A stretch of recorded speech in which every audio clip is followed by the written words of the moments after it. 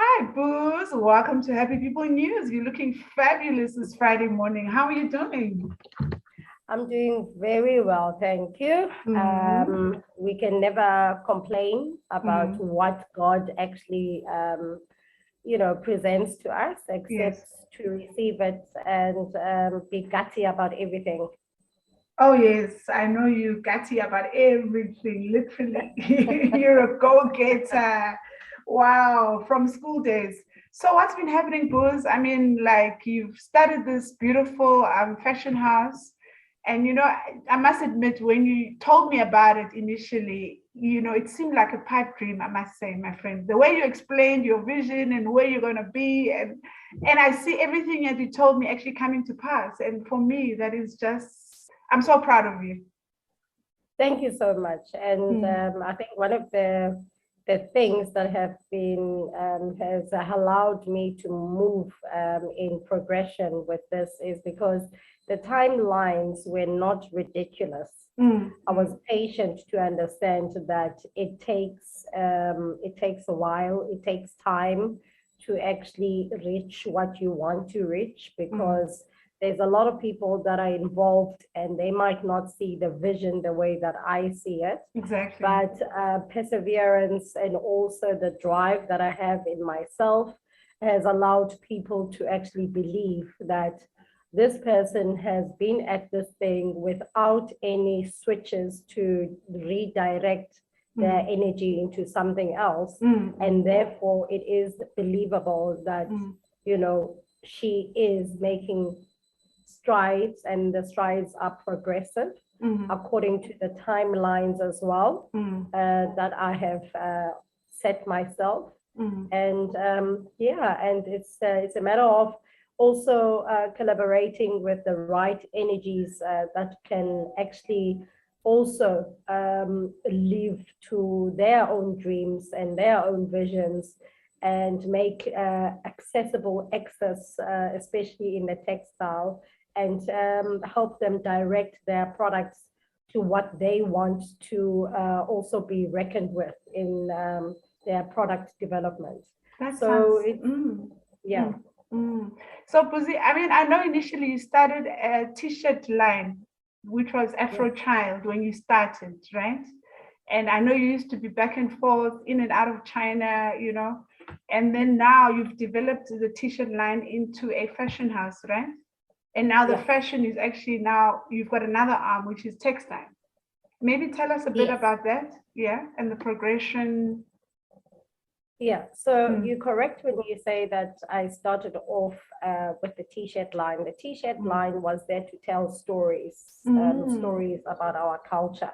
And this started in 2010 because we had the World Cup, and I just felt that an outsider needs to understand how we live our lifestyle and how we actually enjoy and preserve our lifestyle. So to the reflection of a garment, which would be, sort of like unisex, was obviously the t-shirt. T-shirt is very diversified. A child can wear it, an adult can wear it, a teenager can wear it. So that's where we started off. Then I started looking at my mom's closet for the traditional attires, and I just felt that there were too, sort of dim in terms of the personality and the characteristics of youth is much more bolder and brighter. And then if we want to transcend this cultural attire for a younger person to also appreciate, it has to more or less sink in with their energies. So the bright colors was something that I introduced in the traditional attires, and it was a gap that I didn't think that we will do so well to be recognized in the way that we have been recognized in the traditional attires, because of the synergies of colors. We thought people would like, why are you changing the traditional colors of orange and black and white to be much more bolder, to purples and to your yellow, sort of like bring in your rainbow colors into our traditional attires. And I had more of a pull of a younger crowd, and therefore then the younger crowd has sort of like a good relationship with parents. You have a good relationship with your mom. I have a good relationship with my mom.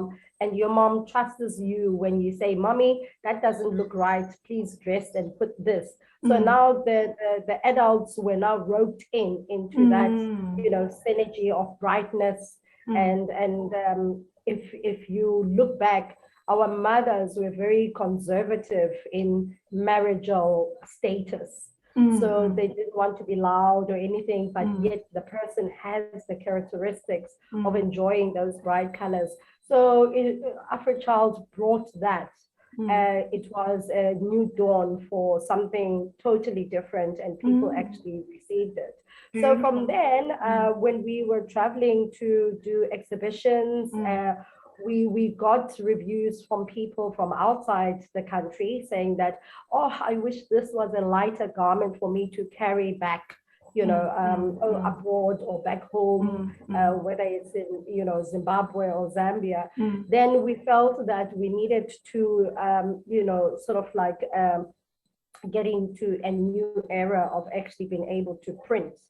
And started exercising the print element. So what we'll do is that we'll finish the whole traditional garment, but then when we take pictures, then we are able as artists to redraw that as an impression, and then we put it on the rightful fabric. And then now it has a flexibility. Not only can it be used for just the traditional attire, but it can be used for like your everyday wear, your pants, your jacket, and it has that flexibility. So that's how Buzwe Bethu Textiles actually started. And I'm so interested, like you mentioned the weight of the garment. So when you say weight, are you talking about the traditional African Xhosa? What do they call it? That particular outfit?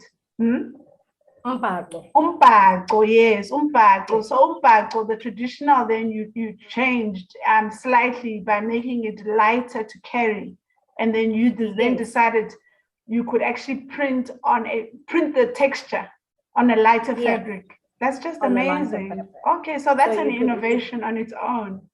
Yes, so you could get it on silk, you can get it on polycotton. Oh, wow. You can get it on peach skin, so you can have a jacket, you can have a bomber jacket, you can have anything, you can have pants, you can have tights, you can have bikinis, because the polyester fabric, you can get it in all different types of textures. Awesome. So it was just the impression being put onto that material, and then the designers will actually buy that material to execute whatever collection that they are known for. So where do you draw your inspiration from? I know you've always been extremely talented and artist. Remember we were at art school together, and you were the best. You could draw like amazing. You were just a natural. Where do you draw your inspiration from? I know you have a natural talent, but for those who don't know you. The inspiration actually comes from my surroundings, my everyday. The funny thing is that I recently went to a school reunion, and one of the things was that I was always like a standout girl because I spoke Xhosa a lot, because Ndantleba most, so you had to say in Xhosa, in vernac, yeah, in the vernac, girl. So the funny thing is that my parents sent us to private schools, but when we got home, we had to be us.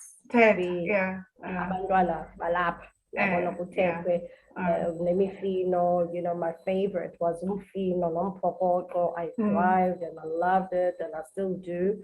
So as culture sense and culture lifestyle really meant that I do exist. It's my identity. So that's the inspiration for me, is that I would actually show off my culture noba ndiye phi na, noba ndibheke Nigeria or even going to US, I must just be authentic myself. self. Yeah. Exactly. That's the only way that I can stand out. I can't carry a fake Louis Vuitton, whereas Panfika Yopayana Bapete, the real McCoy, and there's no affordability. Yeah, yo, Timina Gobo, bayakwazi bona uyi-manager, but with me, I cannot manage it, and I end up selling myself short by buying fake stuff. So why should I buy fake stuff? I must just stick to my own thing. Wow. Wow, you've made a valid point. Yes, it's time that South Africans especially, become proud of their own locally produced and designed brands, and that we can afford, because I mean, compare the rand to the US dollar. You're buying a Louis Vuitton bag, that nothing wrong if you can afford it. But I mean, if you can't, why stretch yourself, for the sake of, what do they call it, being a fashion slave of fashion, Yeah, it's as if I'm trying to fit in a world that's not even mine. That doesn't make sense. Instagram. Yeah. Oh man, what an inspiring story. So where to now, Nobuzwe Bethu? Where can people find you? What are your plans for the future? And by the way, you also have interns and students there. You impart skills, right? Yes, what I observed is that the curriculum in the TVET colleges has a very different focal point, and it does not, evolve itself into the current trend, growing synergies of what does exist in the market. So I felt that we have really tapped into like the latest technology to be able to do these prints. And therefore this, knowledge needs to be passed on at a very young mindset. So I felt, tapping into the schools arena would be the best, because then the learners can safely prepare themselves to really having an identity of what they would like to see their artworks, to see their capability of their creative sense being translated into an everyday lifestyle. So that's where the academy, the Afrochild Academy, came through. Is that we strictly look at culture, preservation, indigenous craft that our mothers and grandmothers were so engaged in, that we are also able to be able to manipulate the prints with the handcrafted, elements to it. Beautiful. I wish you could show us some, examples of your work. If you've got anything close by, Oh, nice, beautiful beadwork. Dukes, started this 2013. I remember the signature Dukes. Yeah, yes. it still has just not fizzled out of the market. It still makes sense. It's very trendy, even though that we try to introduce different elements of like embroidery and all of that. So obviously we have now differentiated the packaging of this is where the starting point, this is the low priced, and then obviously the more that we add on, it actually adds value as well to the product. So yeah, what items what other items can people expect, like apart from umbak or the beadwork? You've also got accessories, right? Like handbags and things like that. We also yeah, we also got beaded handbags. We also got beaded handbags and other accessories. What do we have? We have shoes like pumps. Yeah, so the pumps would be, we are able to have digitized patterns that we actually work the impression synergy of the artwork. And then when we print that onto material, then it gets taken to the embroidery section or the handcraft stitching, so that when the just to define the essence of the print, and then we close it up and we have a pump. Amazing. So where can people find you? For those who are not in the Eastern Cape and who love your work, can they order online, or do you have branches in other provinces? What are your plans? Well, we do have a platform of an online shop, and currently we are actually revisiting, because we have to add in the designers as well, because the Afro Child has not just now expanded itself to a collab shop. So it has other designers that we house, so we need to feature them on the online shop with their product. So remember that Buzwe Bethu Textiles develops their prints for them, and obviously we get the spec from the designer, we talk about it, and then it's good to be well traveled, because you have the essence of knowing how to sort of cultivate what is received globally. So I try by all means that even with the upcoming festival that we would have, is that we are able to take our artists and designers to the next level of recognition, and they won't be lost and swallowed up, because they do have an identity. So the fabric stands for surety of knowing who that product comes from, who is the person that owns this brand. So it's something like a Chanel and a Karl Lagerfeld, the designer falling under Karl Lagerfeld type thing. Yeah. Right. So all the designers get credit, but under your fashion house, Buzwe Bethu. Oh, amazing. That's beautiful. They do. They come up with their, because obviously in the world of a creative industry, you could never dictate stylizing. Of course. Yes. But we stand as a pillar to help them exist in the global market. And also with your extensive experience, you sort of hold their hands and you talk them through, you nurture them. Yes. I don't want them to struggle. That's one of the things that I got to understand, that some people have a way to talk sense for themselves and be able to get far in life. But some are very shy, but yet have so much skills and creativity that, their products, if it's well spoken for, and does not lose track of its identity, then they will be good to go. So we will all speak the same language. We will not get levels. I don't like people always say levels, as if we're in competition. Yes, no, it's not. Nobody is a competition to me. And even one who comes here to the design center and excels on their own, they still are connected to us, because they would come here for the resources. And then lastly, our parting shot, because we are Happy People News, what makes Buzwe happy? Being around happy synergies. I just love people who know who they are and who know what they stand for.